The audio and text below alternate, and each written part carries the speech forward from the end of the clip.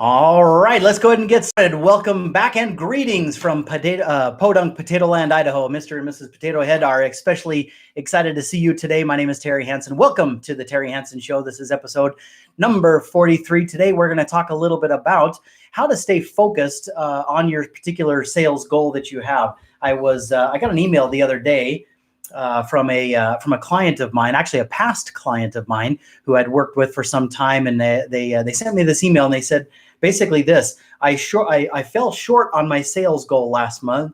There was so much going on, I had a hard time, but I am back on track and I could use some help. What are some tips to stay focused? What are some tips to stay focused on my sales goal, in essence? So that's the question. I'd love to hear from you guys. If you have some suggestions or recommendations for this past client, good friend of mine, post those down below, and I'm happy to forward those on. I'd love to get your feedback, love to get your input. So that's what we're talking about today. I have a couple things I want to share with you, in addition to some of the common advice that we're used to hearing. And now here's a couple of the common things that we are so accustomed to hearing. First off, it is important that you, number one, have a sales goal. So oftentimes us as entrepreneurs and sales professionals and freelancers, we are running hard at boosting our sales and increasing our income, but we actually don't have much of a mark to shoot for. We don't know how much is enough or what we're actually trying to shoot for. And the whole power and reason why we need to have a particular goal is so that we can actually work backwards. We start, as the great Stephen Covey always counseled us, start with the end in mind, in essence, and then work backwards. So if I want to make $1 million in income every year, then how much in sales do I need to generate in order for me to earn that much in commission? Do you see? If I want to have a six-figure income and I make, say, 6% commission, how much in sales do I need to generate in order for that commission, that 6% of that to be, my $100,000? So in order for me to make the income I want, I need a goal to shoot for. So I know how many sales I need to close, how many proposals I need to get out, how many leads I need to generate, how many conversations I need to have, all of those things. So without knowing my end, I don't know what kind of means I need to have in order to get there. So first off, we got to have a goal. Second of all, it helps if we are posting it and making it visible somewhere where we can see it. I'm a huge fan of the good old-fashioned thermometer, right? At the church or at the YMCA or at the nonprofit organization, they're fundraising and or the elementary school, and they've got the thermometer that slowly rises and rises every single month as people donate, and you can finally wait to see it gets to its goal. I love that sort of visual representation of your goals up here, and here's where you are, and it's slowly increasing. Every single day looking at that reminds you where you're at, where you want to get to, and the gap that still remains. So something as simple as that, tracking that, I love it. It makes a huge difference in helping you certainly stay focused. We have to also have a little bit of accountability. If we don't have anybody else on the planet that is as concerned about us reaching our sales goals as we are, we'll always find ways to waffle, come up with excuses. We'll justify and defend spending time on other things, and we'll rationalize and again justify our behaviors and actions. So we've got to some degree have an accountability partner, have a boss, have a manager, have somebody that we can bounce ideas off of and help hold us accountable for the things that we want to do. So those three things, having a goal, certainly making it visible, and having some accountability certainly makes a huge difference. All right. And that says nothing for obviously working hard to avoid information overload and working to simplify and scale back. So we're just focusing on the things that are most important. That says nothing for the importance of avoiding distractions, things that can get in our way and distract us and detour us from focusing on the most important things, and even interruptions and multitasking. All of those things are our enemies. Perfectionism and procrastination are enemies. So we got a whole bundle of enemies that we got to watch out for, that are constantly trying to detour us, distract us, and steer us off the path of focus towards our sales goal, right? So in addition to all those kind of common things, all those basic fundamental things that we've just got to do, I want to share with you another concept that I think will cause you to look at your schedule and what you're spending your time on through a little bit different lens. Now, you see up here on the board, I've got two sides here.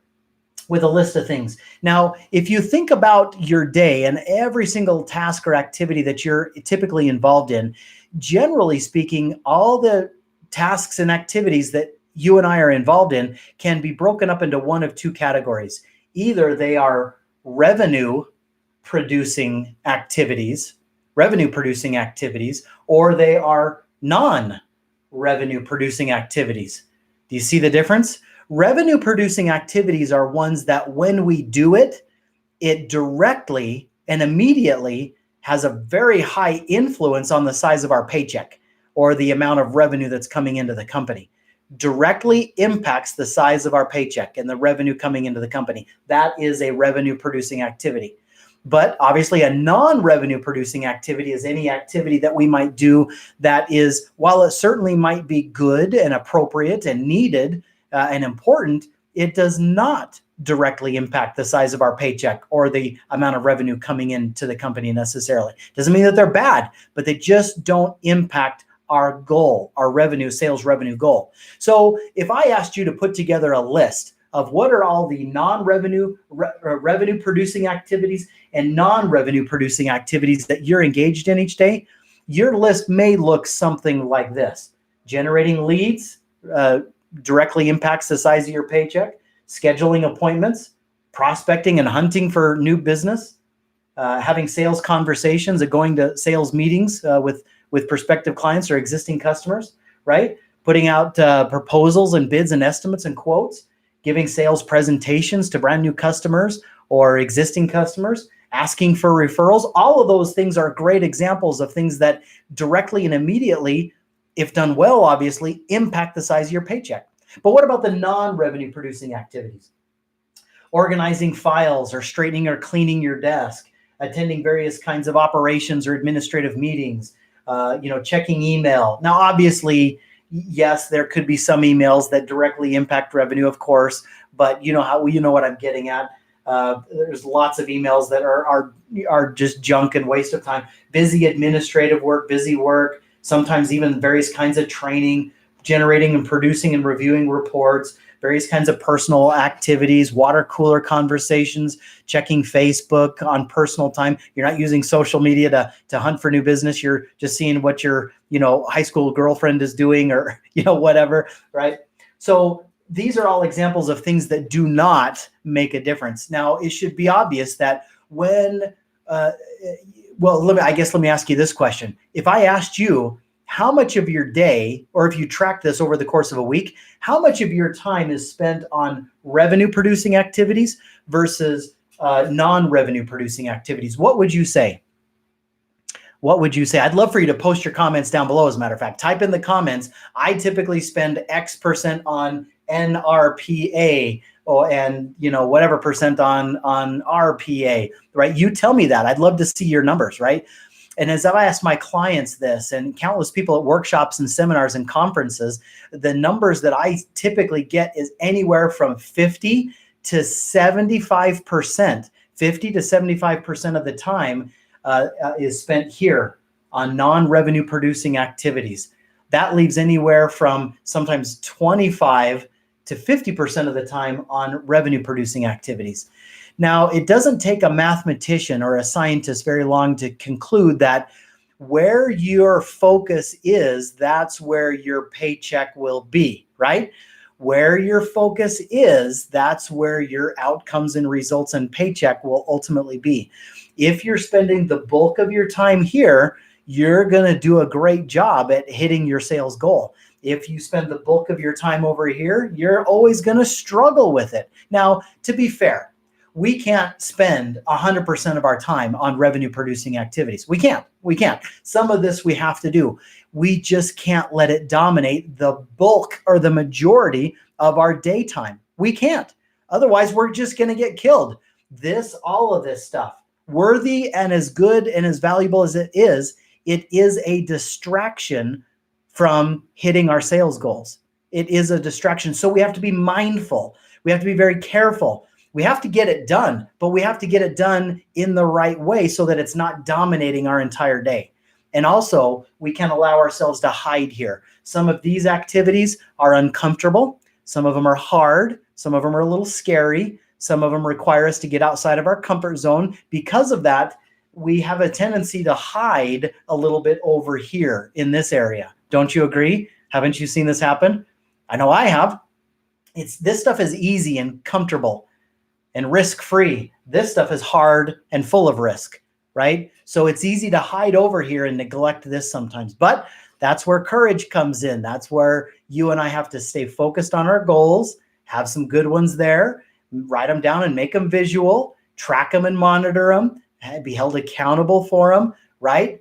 And when we do that, we do a good job at making sure we live over on the revenue producing activity side. So at the end of the day, one of the things that I want to invite you to do is take a second look at your schedule. Take a look at your routines, your habits, your patterns of behavior. Where do you spend the bulk of your time now? What changes should you make in your revenue versus non-revenue producing sides that could actually make a huge difference in helping you better focus on your sales goal, right? So that's the invitation. Think carefully about doing that. I know it'll make a big difference for you. And if that, one of the best ways to do that is to start early in the morning and blueprint and map out your day. Look at your day and figure out where is my time scheduled? Is it scheduled over here? I need to fill it in with more stuff over here, right? If it's out of balance, balance it before you get to work. Spend some time in the morning, early in the morning, blueprinting, architecting, and mapping out your templating, basically your day, so that when you hit the ground, when you hit the office, you hit the ground running, focused on stuff that's actually going to make a difference for you. So there it is, episode number 43. How do you stay focused on your sales goals? And that is obviously spend more time on revenue producing activities, less time on non-revenue producing activities. Seems common sense, right? Just not common practice. So it's great to be with you on this beautiful Thursday afternoon. Hope you guys are doing well. Listen, drop some comments down below. Subscribe to the channel. You'll get notified every time a new episode comes out. Love to hear your comments. Love to hear some chatter from you. But answer this question, drop some other tips. These aren't the only tips out there, for crying out loud. So share what you got. Love to hear from you and what you have to offer. So, but in addition to that, let me ask you to do this final thing. This upcoming Thursday, I am hosting a special sales training workshop titled How to Boost Your Sales and Build a Six-Figure Sales Income, even if you are new to sales or not a great closer. It doesn't matter what. I'll be sharing 3 secrets with you that you can use to boost your sales and build your six-figure sales income. So click the link in the description, register for that complimentary sales training workshop coming up, and I look forward to seeing you on the next episode of The Terry Hansen Show. Take good care. We'll see you guys. Bye-bye.